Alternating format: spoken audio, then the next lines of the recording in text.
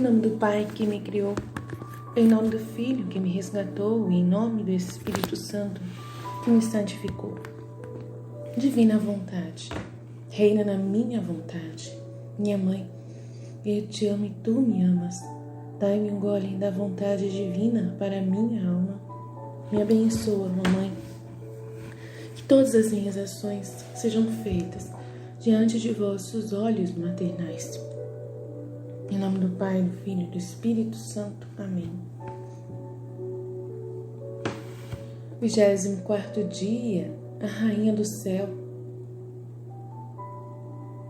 No reino da divina vontade, enfrenta um tirano impiedoso. O pequeno rei Jesus é levado por sua mãe e por São José para uma terra estrangeira, onde eles vão como exilados pobres, e após retorno para Nazaré. Vamos saber o que nossa mãe vem dizer neste dia para nós, para nos preencher o nosso coração, nos fortificar, nos firmar no seu dom da divina vontade, no seu reino da divina vontade. Hoje, dia de Nossa Senhora Auxiliadora. O ano passado eu me consagrei neste dia à divina vontade e hoje eu renovo essa consagração, estando com vocês, rezando junto com vocês. Minha querida filha, o coração de sua mãe hoje está inchado de amor e dor, tanto que não consigo parar de chorar. Você conhece a vinda dos magos que fizeram um barulho em Jerusalém pedindo o novo rei. E o perverso Herodes, por medo de ser derrubado pelo trono, já deu o mandato para matar meu doce Jesus. Minha querida vida, com todas as crianças. Minha filha, que dor! Aquele que veio para dar vida a todos e trazer ao mundo a nova era da paz, da felicidade, da graça, querem matá-lo. Que ingratidão! Que traição! Ah, minha filha, onde a cegueira da vontade humana chega, a ponto de se tornar feroz, amarrar as mãos do seu próprio Criador e se tornar mestre dele. Essa é a intenção da vontade humana, de se tornar mestre do seu Criador, de amarrar as mãos do seu Criador, através da sua liberdade. Um Deus que quer ser amado, que precisa esperar o amor de seus filhos. E ontem eu estava ouvindo uma entrevista com um padre, exorcista da Espanha, José Forteia, e ele falando uma coisa que eu nunca tinha pensado e que eu achei interessante. Ele é estudioso, então eu sei que ele sabe muito mais que eu. Dizendo que Deus não consegue criar amor. A única coisa que Deus não cria é amor na pessoa, que é livre. Então você amarra o seu Criador realmente por causa de você não amá-lo. Deus não sabe o que fazer com quem não ama. O padre disse. Não sabe o que fazer. Ou destrói, e ele não faz isso, ele não destrói nada. Ou deixa a pessoa viver separado dele. E aí, o único que resta é deixar a pessoa separada dele.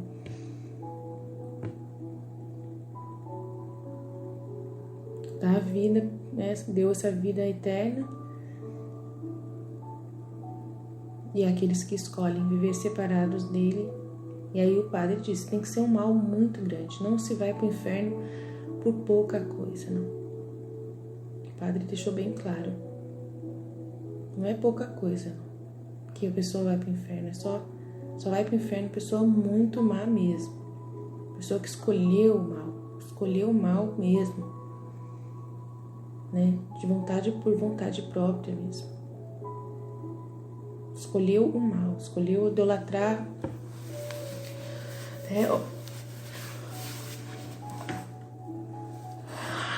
idolatrar o mal, fazer o mal.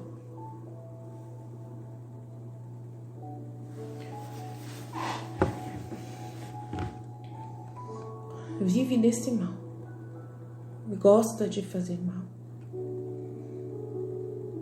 Mas ele falou que Deus, ele controla o mundo, ele sempre que ele só permite que a pessoa fique fazendo mal na terra se ele ainda tiver esperança nessa pessoa.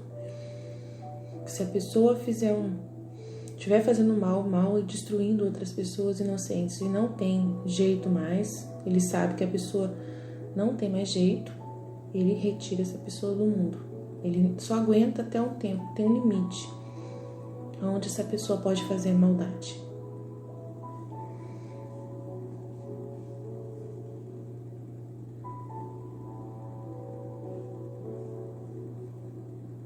Então a vontade humana é essa traição a Deus, essa ingratidão, essa violência igual de Herodes, que persegue Jesus.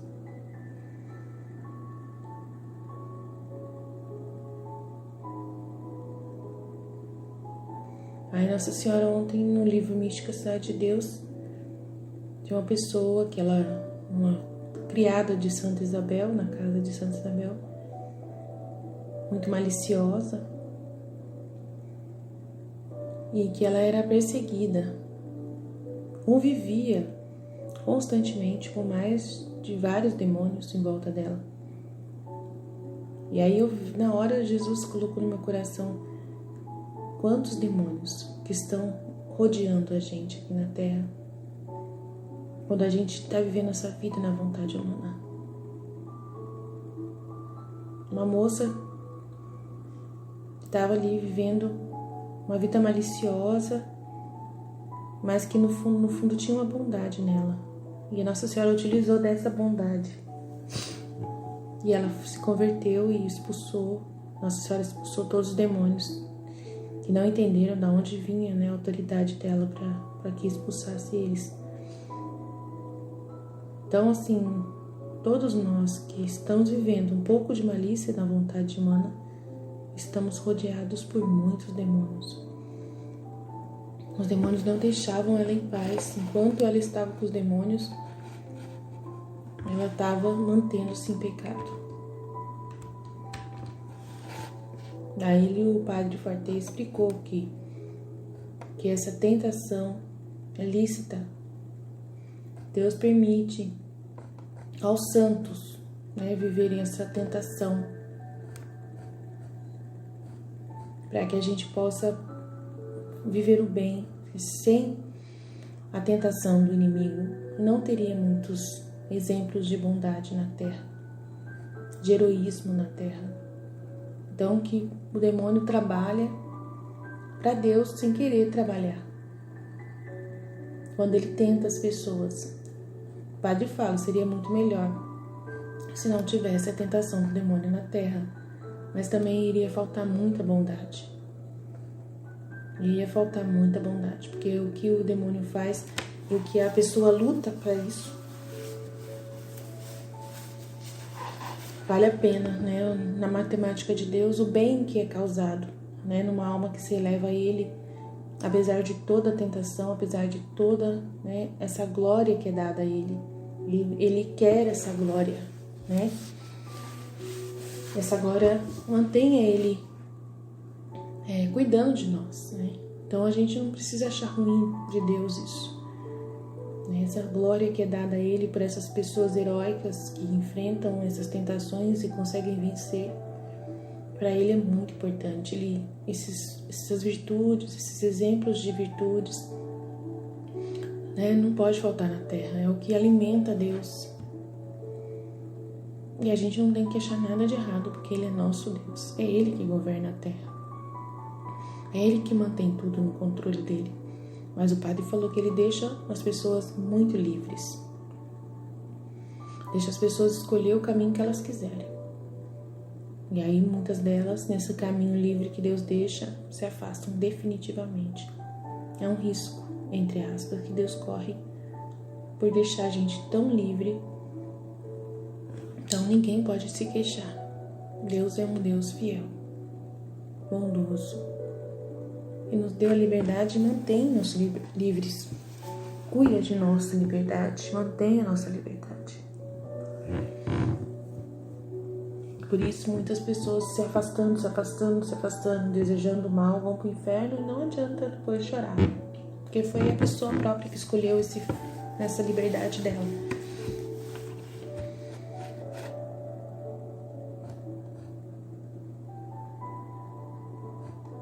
Aí é aquela pessoa que havia na casa uma criada de péssimas inclinações, agitada, de temperamento iracundo, irada, sempre irada, acostumada a jurar e maldizer.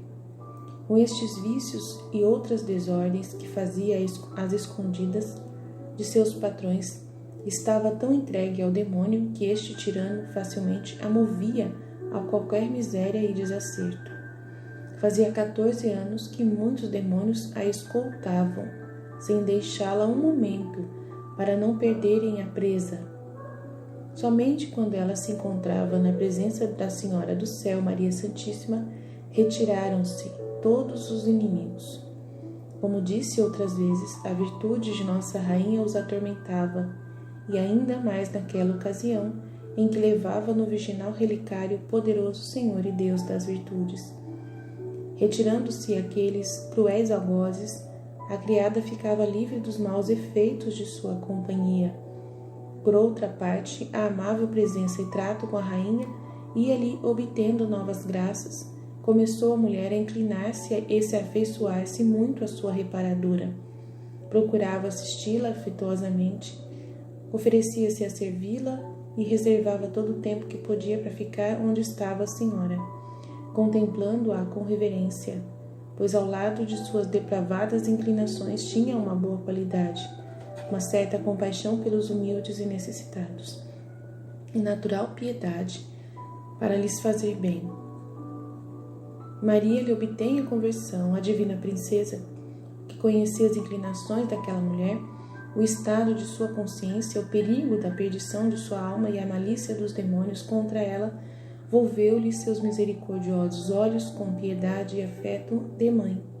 Conheceu Maria Santíssima que aquela sujeição aos demônios era a justa pena dos pecados daquela mulher. Então, eu achei interessante isso, que conheceu Maria Santíssima que aquela sujeição aos demônios era a justa pena dos pecados daquela mulher. Então, em vida, a gente já tem alguma pena dos nossos pecados, consequências dos nossos pecados. Então, que essa sujeição aos demônios era uma justa pena dos pecados da mulher. Essa é a liberdade que Deus dá pra gente, Apesar disso, rezou por ela e alcançou-lhe perdão, remédio e salvação. Com o poder que dispunha, ordenou aos demônios que deixassem livre aquela criatura e não voltassem a maltratá-la. Não podendo resistir ao império de nossa grande rainha, renderam-se e cheios de medo fugiram, ignorando a causa daquele poder de Maria Santíssima, que indignado espanto perguntavam-se: quem é esta mulher que tem um extraordinário império sobre nós? De onde vem-lhe esse singular poder para fazer tudo o que quer? E conceber um novo ódio e sanha contra aquela que lhe esmagava a cabeça. A feliz pecadora, porém, ficou livre de suas unhas. Maria Santíssima a admoestou, corrigiu e lhe ensinou o caminho da salvação e a transformou em outra mulher, de bom coração e correto procedimento. Nesta nova vida perseverou até a morte, reconhecendo que tudo lhe viera das mãos de Nossa Rainha. Ainda que não seja penetrado o mistério àquela cidade, sua compostura e recato disse com leviana... foi outra pessoa aqui. Mistério de sua dignidade. Humilde e agradecida, terminou sua vida santamente. Então tem conversão de outra mulher aqui. Mas eu não vou ler agora, porque nosso foco é às 24 horas, no dia 24. Então vamos continuar. Aquele que o criou, portanto, tem pena de mim, minha filha, e tenta acalmar o grito da doce criança. Ele clama pela ingratidão humana, que o quer morto assim que ele nasce. E para salvá-lo, somos forçados a fugir. Já o querido São José foi avisado pelo anjo para sair cedo para uma terra estrangeira. Acompanha-nos, querida filha, não nos deixes sozinhos, e continuarei a dar-lhe minhas lições sobre os graves males da vontade humana. Agora você deve saber que assim que o homem escapou da vontade divina, ele a quebrou com seu Criador. Tudo tinha sido feito por Deus na terra para ele. Tudo era seu, e o homem, por não fazer a vontade divina, perdeu todos os direitos. E pode-se dizer que ele não tinha lugar para definir o ritmo. Então ele se tornou um pobre exilado, peregrino que não podia ter um quarto permanente. E isso não apenas na alma, mas também no corpo. Todas as coisas se tornaram mutáveis para o pobre homem. Se qualquer coisa fugitiva é realizada, foi em virtude dos méritos previstos desta criança celestial. E isso porque toda a magnificência da criação foi destinada por Deus para dar àqueles que teriam feito a vontade divina e vivido em seu reino. Todos os outros, se tomam alguma dificuldade, são os verdadeiros ladrões de seu Criador e com razão. Eles não querem fazer a vontade divina, e eles querem os bens que pertencem a ela. Agora, querida filha, você sente o quanto nós amamos você e essa criança, que no alvorecer da vida vai para o exílio, para uma terra estrangeira, para libertá-lo do exílio em que o humano colocará, para chamá-lo de volta para viver não na terra estrangeira, mas em seu país. Me foi dado a ele por Deus quando ele foi criado, isto é, no reino do Fiat Supremo. Então é Jesus quem vai para uma terra estrangeira, nesse momento, para reparar o homem que foi para uma terra estrangeira quando decidiu fazer a sua vontade humana. Então, tudo que os atos de Jesus, tudo que acontece com Jesus, que ele sofre, tem a função de reparação ao que a vontade humana produziu na vida do homem depois que pecou. Toda a vida de Jesus, cada detalhe da vida de Jesus é reparação por todo o sofrimento causado a Deus e ao ser humano, a vontade humana que começou a reinar na terra, Ela diz: filha do meu coração, tenha piedade das lágrimas de sua mãe e das lágrimas dessa doce criança, porque quando choramos, oramos para que você nunca faça a sua vontade. Mas nós oramos a você, nós imploramos a você. Retorne ao útero da divina vontade que suspira tanto por você. Agora, querida criança, em meio à dor da ingratidão humana e entre as imensas alegrias e felicidade do Fiat divino, nos deu a festa que toda a criação fez para a doce criança. No caminho até o Egito, a terra tornou-se verde novamente e floresceu sob nossos passos, para dar homenagem ao seu Criador. O sol estava olhando para ele e, olhando para ele com sua luz, sentiu-se honrado em lhe dar a luz e o calor. O vento o acariciava, os pássaros, quase como nuvens, se afundaram ao nosso redor. Com seus trinados e canções, fizeram as mais belas canções de ninar para a querida criança, para acalmar suas lágrimas e reconciliar o seu sono. Minha filha, a divina vontade estando em nós detínhamos poder sobre tudo. Assim, nós viemos para o Egito e depois de um longo período de tempo, o anjo do Senhor avisou São José que voltaríamos para a casa de Nazaré, porque o tirano ímpio estava morto. E assim voltamos para nossa terra natal. Agora o Egito simboliza a vontade humana, uma terra cheia de ídolos, e onde quer que o pequeno Jesus pise nela, ele pegou esses ídolos e os enfiou no inferno. Quantos ídolos tem a vontade humana? Ídolos da vaidade, da autoestima e das paixões que tiranizam a pobre criatura.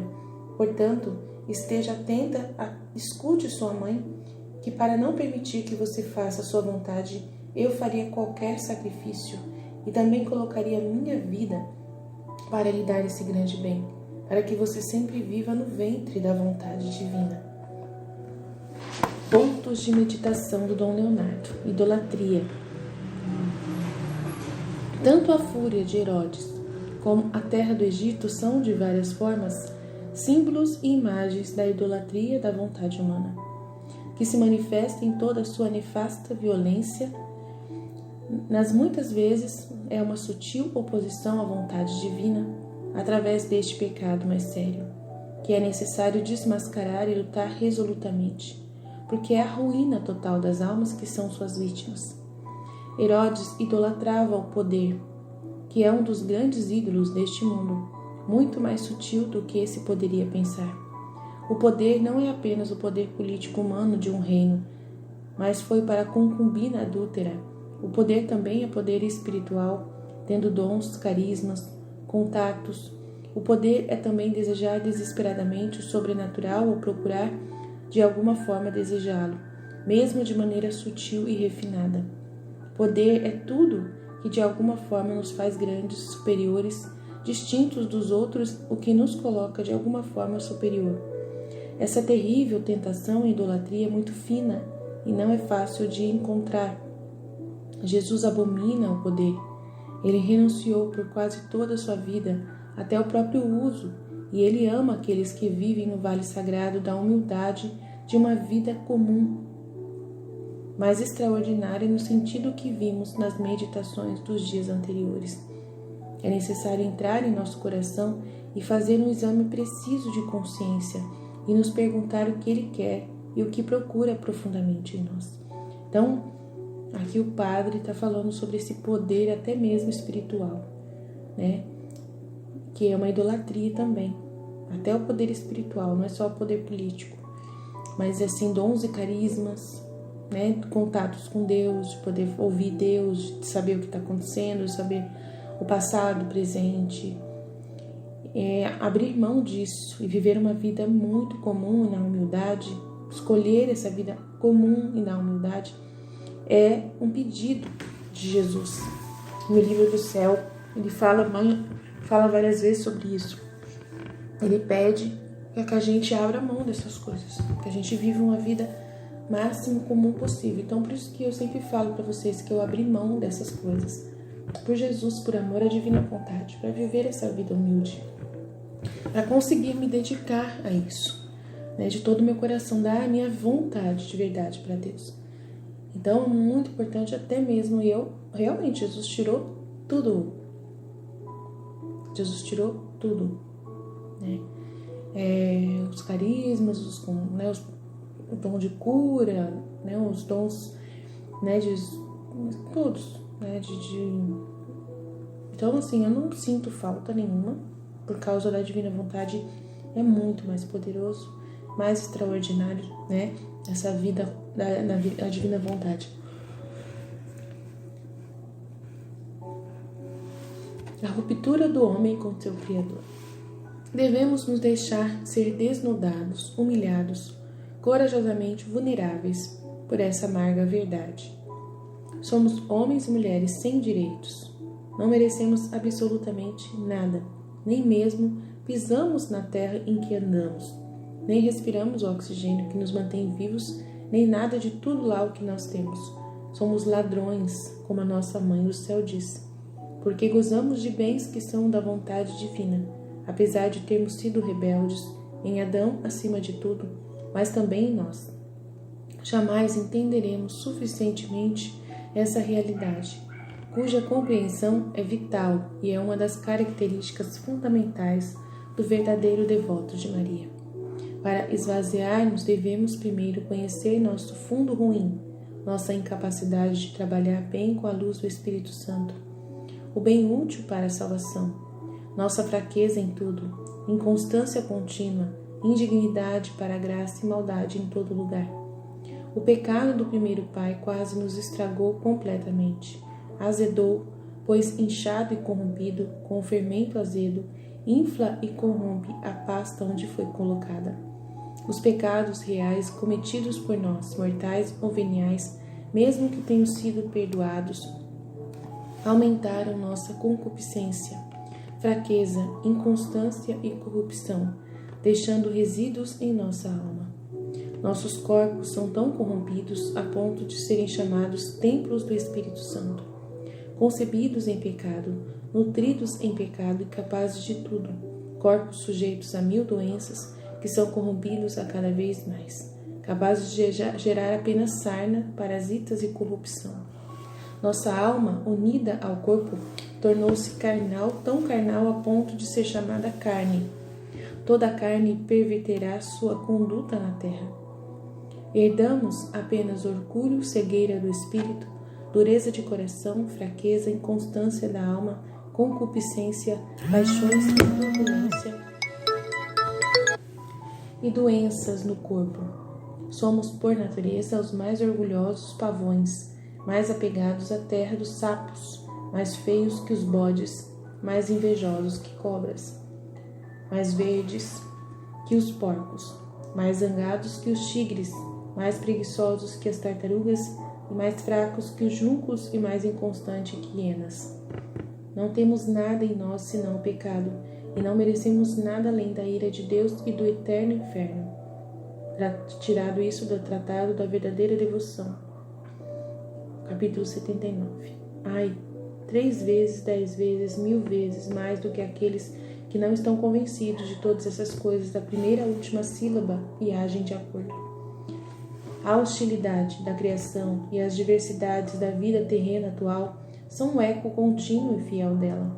Humildade, suprema humildade, é a única resposta adequada a essa condição humilhante, que devemos reconhecer nas profundezas e repeti-la agindo de acordo, começando a lutar sem fronteiras a única guerra santa que existe, que é contra nós mesmos, contra o humano que há em nós. Manchado com todas essas coisas e inexoravelmente hostil à divina. Então, eu estava vendo tudo isso, né? E eu estava vendo ontem um livro também do exorcista, de outro exorcista, esqueci o nome agora dele. Ele falando que os bispos, quando não nomeiam exorcistas, né, estão em pecado mortal. E aí o padre Forte falou que eles preferem não dar atenção para o demônio, que é melhor falar de Jesus e do bem, né? Que isso já faz com que ajude o reino, né, o reino de Deus. Que se a gente der muita atenção para o demônio, é ele que vai reinar, né? Se começar a ter exorcismo em tudo quanto é lugar, né? E vai ser visto mais a cara do mal do que a cara do bem. Né, vai tirar a atenção do reino da bondade, do reino de Deus.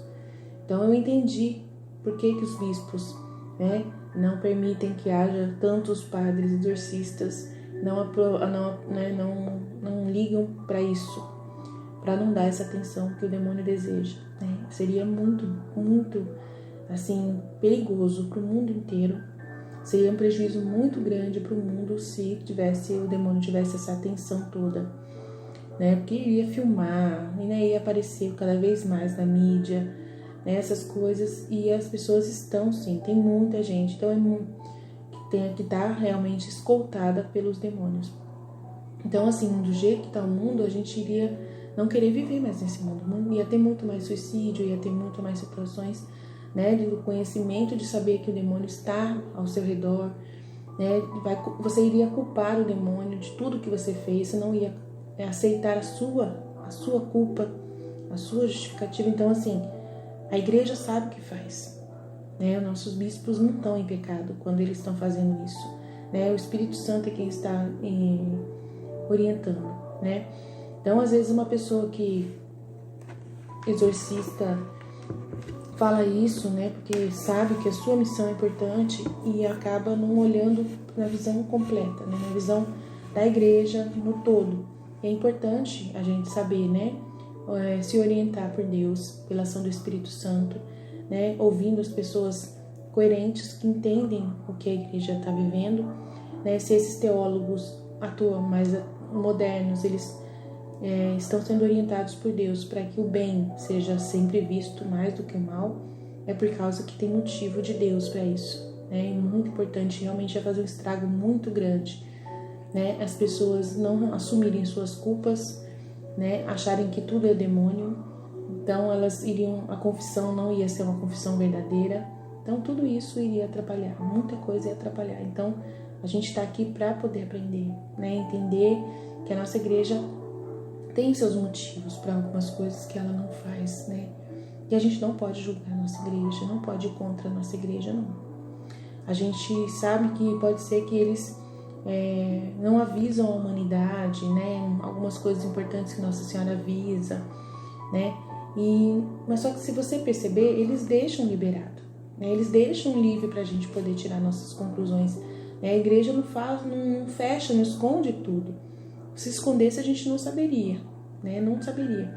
Então, eles estão passando por muita humilhação, né? Os nossos bispos, nossos papas passam por muitas humilhações por causa dos leigos hoje ficarem atacando eles, né? E isso você está fazendo bem para eles. Essa humilhação que eles estão passando, esse julgamento que você está fazendo, que nós estamos fazendo, né, contra eles muitas vezes, quando a gente faz isso sem motivo, a gente está dando motivo de santidade para eles. Então a gente está fazendo bem para eles sem saber. Mas só que a gente está fazendo mal para nós por estarmos pensando essa maldade, né? Essa maldade deles, achando que eles são maus. Não, eles são pessoas fracas como nós, né? A gente não consegue assumir o lugar deles, né? É muito difícil. Muitos deles são bispos por ordem, por obediência, não são porque quiseram, né? Muitos não buscaram isso, né? Até o Dom Henrique Soares, ele falou que ele não queria, mas só que ele foi de uma certa forma, né, coagido, né? 3 vezes ele foi convidado, então não tinha como mais falar, né? O Papa chamar 3 vezes a pessoa para ser bispo e a pessoa dizer não 3 vezes é muito grave. Então ele, né, é um peso muito grande, é uma responsabilidade muito grande. Ninguém sabe o que eles passam. Tem os que são pecadores, tem os que se aliam com o demônio, tem os maçônicos, tem. Aí esses são a parte, são os que afastaram-se de Deus. Mas não são todos, tá? Não são todos os bispos, não são todos os nossos padres, sacerdotes, clero, que estão corrompidos. Tem muitos deles que são santos, santos, santos.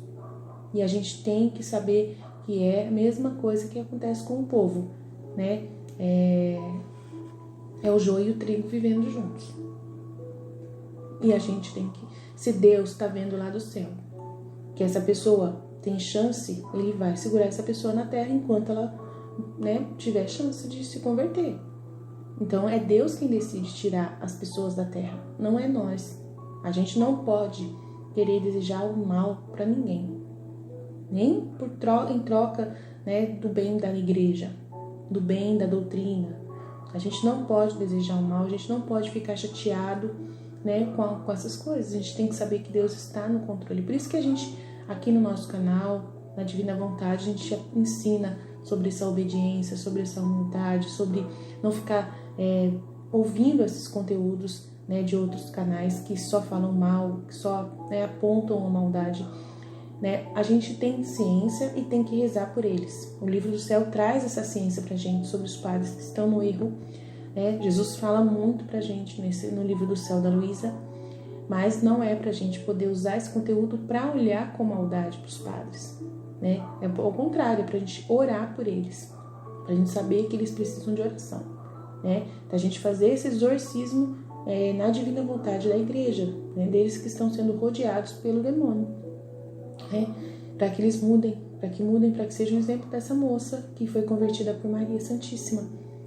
Entregar esses padres, esses bispos, essas autoridades religiosas para Jesus e para Maria, para que ela possa protegê-los, né, fazer essa conversão e expulsar o mal deles, e eles poderem seguir, né, a vida sagrada de Deus. Aflito, mas sempre feliz, a Sagrada Família tomou sobre si os males e as consequências do reinado da vontade humana entre os homens, e agiu de acordo. Fuga para o Egito. Mas, entre as imensas alegrias e felicidade que o Divino Fiat nos deu, aqui está o segredo, aqui está o presente que nos é oferecido. A vontade divina, o caminho do Fiat Supremo não significa felicidade e alegria sem cruzes, mas significa suprema felicidade e alegria nas cruzes. Talvez maior na verdade, certamente, sem talvez, do que a dos inimigos da vontade de Deus. A vontade divina vivida de maneira completamente divina, sublime, supremamente meritória, supremamente expiatória, supremamente frutífera para a conversão e salvação das almas.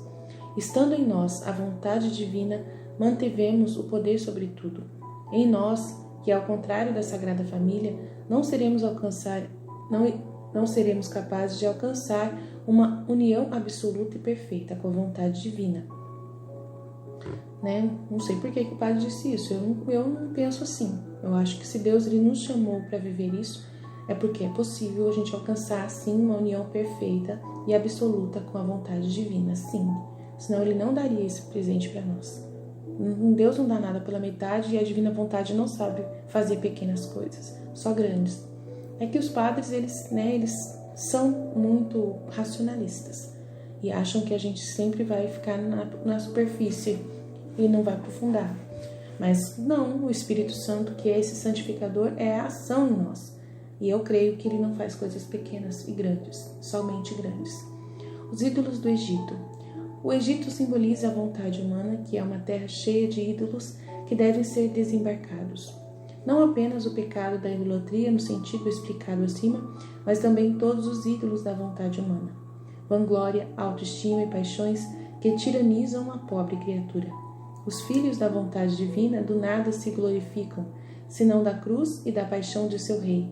Se orgulham de nada, senão de suas próprias fraquezas, que eles conhecem e reconhecem. Eles têm uma concepção muito baixa de si mesmos e um conhecimento muito profundo e sábio de suas misérias, para o qual a vontade divina os leva através do cadinho de provações muito grandes, mas saudáveis.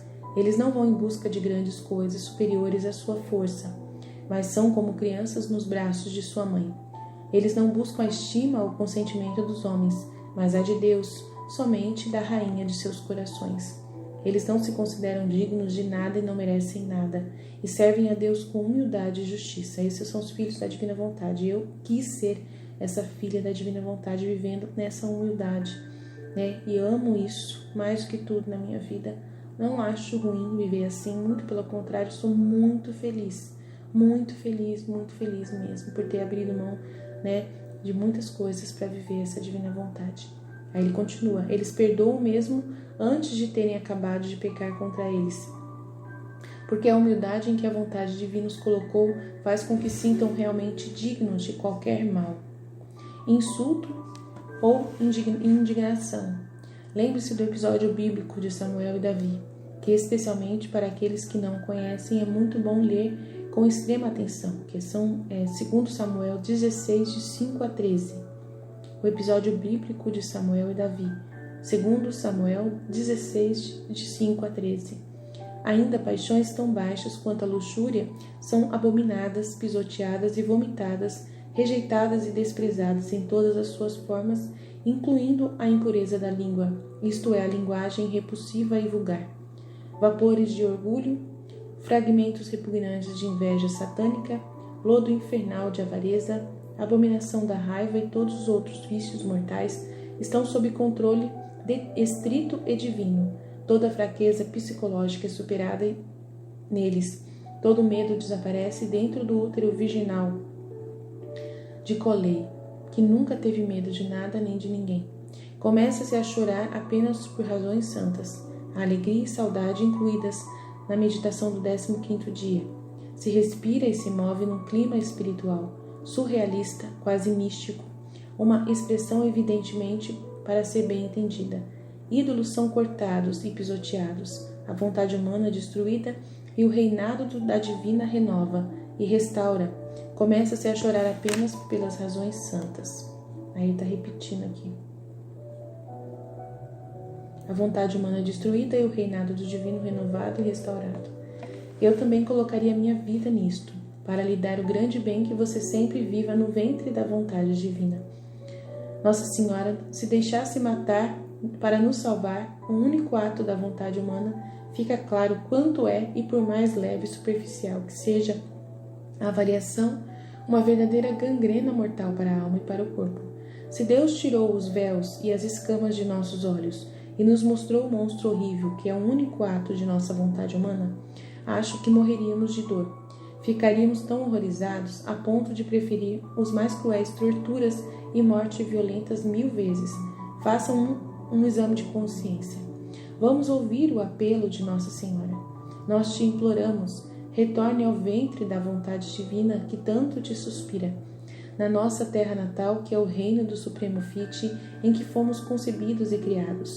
Egito significa em hebraico Mitzrayim, etimologicamente angústia, estado habitual daqueles que vivem por sua própria vontade humana. Mas está escrito profeticamente que os filhos da divina vontade fugirão da tristeza e das lágrimas, conforme Isaías 35:10, e toda angústia com eles. Viveremos entre as imensas alegrias e felicidades que o Divino Fit dá a seus filhos, não só para a Sagrada Família durante a fuga, mas a terra sentir-se-á feliz ao ser pisoteada pelos nossos passos. O sol vai nos beijar, o vento a nos acariciar, a chuva vai nos banhar, e os pássaros para nos animar com seus ruídos e músicas. Vamos viver inundados e cercados pelo divino Eu Te Amo de Deus, e com a intenção de recebê-lo constantemente. Então, agradecendo, para a gente entender o que é o mal da vontade humana. Obrigado, Senhor, por ter nos ajudado, estar nos ajudando a entender esse mal da vontade humana. A gente entender o porquê, que o reino, o reino de Deus está instaurado dessa forma, em nós, hoje na Terra, principalmente os sinais que o reino mostra para nós, da sua presença na Terra. Obrigado por tudo que o Senhor faz, por nos dar essa oportunidade. É o que nós mais agradecemos.